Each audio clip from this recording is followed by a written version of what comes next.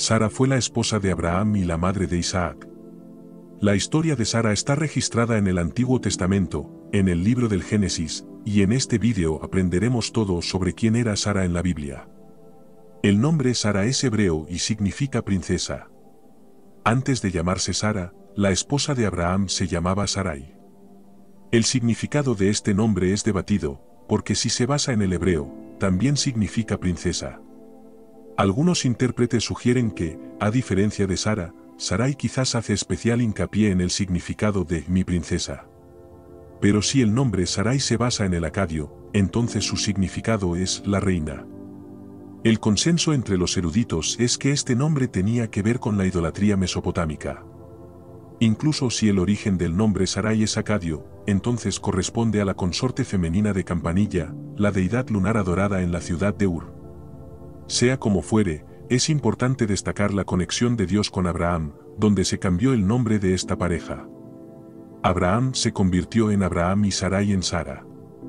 La historia de Sara se hizo conocida porque era la esposa de Abraham, el patriarca principal del pueblo de Israel. Sara era unos 10 años más joven que Abraham. La Biblia también nos informa de que, además de ser la esposa de Abraham, Sara también era su hermanastra por parte de padre. Es decir, se la presenta en el texto bíblico como hija de Torá en Génesis, capítulo 21, versículo 12. No hay mucha discusión entre los eruditos sobre cómo debe interpretarse esta información. Algunos creen que Sara era una hija adoptiva de Taré, quizás su nieta, mientras que otros creen que era su hija de sangre. Sin embargo, la mayoría de los estudiosos cristianos del Antiguo Testamento adoptan la interpretación de que Sara era realmente hija de sangre de Taré, por tanto, hermanastra de Abraham. Es importante recordar que la ley contra este tipo de relación era aún desconocida en tiempos de Abraham. Fue ordenada para Israel solo siglos más tarde. Por lo tanto, parece que el contexto en el que vivía Abraham permitía este tipo de unión. Cuando Dios llamó a Abraham, Sara le acompañó, saliendo con el de Ur de los Caldeos, pasando por Aram y llegando finalmente a la tierra de Canaán. El cambio de nombre de Sarai a Sara tuvo lugar cuando ella tenía 90 años. Antes de esto, debido a la hambruna que castigaba la tierra de Canaán, Abraham y Sara partieron hacia Egipto. En aquel momento, Sara ya tenía entre 65 y 66 años. Pero a pesar de su edad, Sara seguía siendo una mujer muy hermosa. Hasta el punto de que Abraham temió por su propia vida y le pidió que se presentara solo como su hermana. En Egipto, Sara llamó la atención de los egipcios y de los príncipes del faraón. El propio faraón se sintió atraído por ella y la llevó a su palacio. Sin embargo, el Señor castigó al faraón y a su familia por culpa de Sara. Esto hizo que llamara a Abraham y lo confrontara por omitir la información de que ella era su esposa. El faraón devolvió a Sara a Abraham y les ordenó partir lejos de Egipto. Unos 20 años más tarde, ocurrió otro episodio muy similar a este. Abraham, una vez más, ocultó la información de que Sara era su esposa. Y esto ocurrió en Girar, en la ciudad gobernada por Abimelec. En aquella ocasión, Dios advirtió a Abimelec en sueños que Sara era la esposa de Abraham. Y si no respetaba esta condición, Dios lo castigaría severamente. Abimelec buscó a Abraham y le interrogó sobre su actitud. Abimelec reprendió a Abraham por haber mentido y le devolvió a Sara. Además, le dio a Abraham ovejas, vacas, siervos y siervas, tal vez como compensación por la ofensa. Esto hizo que el patrimonio de Abraham aumentara aún más. También hay que decir que Abraham y Sara vivían entre un pueblo pagano antes de la convocatoria divina. Y según las leyes mesopotámicas de la época, la condición de hermana esposa representaba una posición social aún más elevada.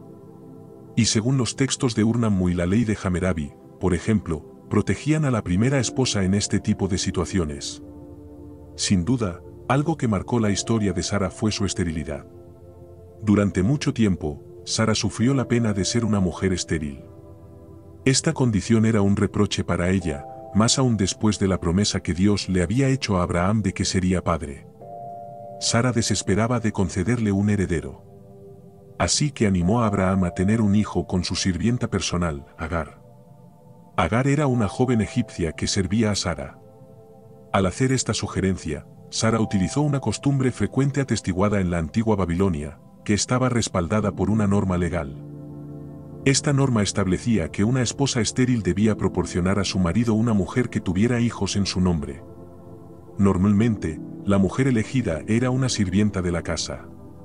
Pero si Sara utilizó una norma legal para idear su plan, también actuó en contra de las leyes comunes en Mesopotamia cuando trató a Agar con mucha dureza. Esto se debió al hecho de que la sierva actuó con desprecio. Las leyes de Ur-Nammu y la ley de Hammurabi, por ejemplo, protegían a la primera esposa en este tipo de situaciones. Cuando Sara cumplió 90 años, recibió la promesa divina de que tendría un hijo biológico en el plazo de 1 año. Y que, al igual que Abraham, se convertiría en madre de naciones. De hecho, esta promesa se produjo 2 veces. La primera vez fue precisamente en la ocasión en que su nombre fue cambiado, junto con el de su marido. En la segunda ocasión, Abraham recibió una visita y pidió a Sara que cocinara unos pasteles para los visitantes divinos. Al oír la profecía sobre el nacimiento de su hijo, Sara sonrió incrédula, alegando que era imposible que algo así pudiera cumplirse, dada su edad. Aunque Sara negó que su risa fuera burlona, el Señor conocía sus verdaderas intenciones. Así que Sara fue reprendida con la siguiente frase: ¿hay algo difícil para el Señor? A partir de entonces, la duda dio paso a la fe. Sara se vigorizó y la promesa se cumplió con el nacimiento de Isaac. Tras el nacimiento de Isaac, Sara tuvo problemas con Ismael y Agar. En la fiesta de destete de Isaac, Sara se dio cuenta de que Ismael se burlaba de su hijo. Muy enfadada, Sara ordenó a Agar y a Ismael que se marcharan. Con esta actitud, Sara también deseaba que Isaac no tuviera que compartir su herencia con su hermanastro. Pero si en las otras ocasiones Sara actuó de acuerdo con las leyes de Mesopotamia, en este caso estaba actuando en contra de esas mismas leyes. Esto se debe a que Abraham ya había reconocido legalmente a Ismael como su hijo. La historia de Sara llega a su fin en la Biblia a la edad de 127 años. Fue enterrada por Abraham en la tumba que compró para la familia cerca de Hebrón, en la tumba de Macpela. Curiosamente, Sara es la única mujer de la Biblia cuya edad se registró en el momento de su muerte. Aparte del libro del Génesis, Sara también se menciona en el Antiguo Testamento, en el libro del profeta Isaías, como ejemplo de confianza en Dios y la que dio a luz a la nación israelita. En el Nuevo Testamento, el apóstol Pablo se refiere a Sara en 2 ocasiones en su carta a los romanos. En el capítulo 4, Pablo plantea la cuestión de la esterilidad de Sara como un obstáculo para la fe de Abraham y menciona a la pareja entre aquellos cuya fe fue contada como justicia. Además, Pablo se refiere a ella como uno de los hijos de la promesa en el capítulo 9 de la misma epístola. Ya escribiendo a los Gálatas, el mismo apóstol Pablo se refiere a Sara indirectamente en una ilustración sobre el hijo de la esclava y el hijo de la mujer libre. El apóstol Pedro, en su primera epístola, también menciona a Sara como ejemplo de esposa. Mientras que el escritor de la epístola a los hebreos hizo hincapié en la fe de Sara, situándola en el texto que se ha dado en llamar la Galería de los Héroes de la Fe. Si te ha gustado este vídeo y aún no te has suscrito a nuestro canal, suscríbete ahora y activa también todas las notificaciones para recibir nuestros próximos vídeos.